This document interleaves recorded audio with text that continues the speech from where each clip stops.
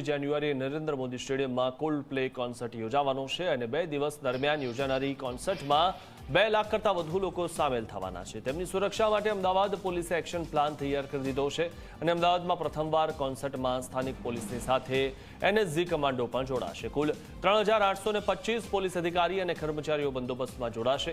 સુરક્ષા વ્યવસ્થાની સાથે સાથે લોકોના આરોગ્યની પણ કાળજી લેવાશે। સ્ટેડિયમ પર જ કામચલાઉ હોસ્પિટલ તૈયાર કરાશે અને એમ્બ્યુલન્સ પણ તૈનાત રહેશે। કોલ્ડ પ્લે કોન્સર્ટમાં જવા માટે સ્ટેડિયમ સુધી દર 7 મિનિટે મેટ્રો મળશે।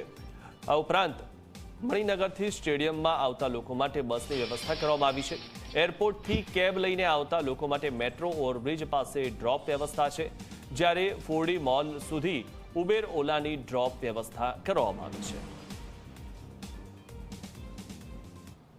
આગામી 25મી અને 26મી જાન્યુઆરીના રોજ નરેન્દ્ર મોદી સ્ટેડિયમમાં કોલ્ડ પ્લેના કોન્સર્ટ થવાના છે।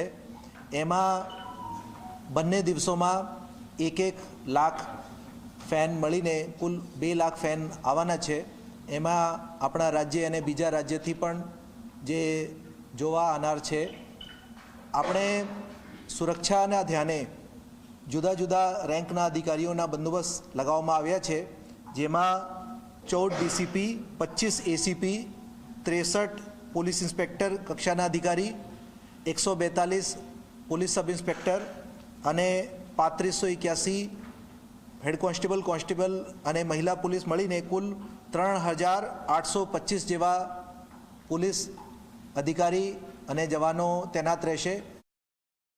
આ જે ઇવેન્ટ છે એમાં જનપથ ટીથી મોટેરા ટી સુધીનો જે માર્ગ છે એ તારીખ 25 અને 26 બપોરે 12 વાગ્યા પછી ઇવેન્ટ પૂરી થાય ત્યાં સુધી બંધ રાખવામાં આવશે વ્હીકલો માટે।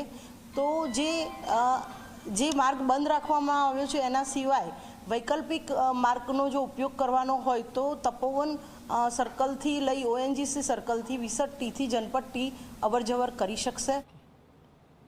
તો સમાચારોમાં અત્યારે બસ આટલું જ। રજા આપશો। નમસ્કાર।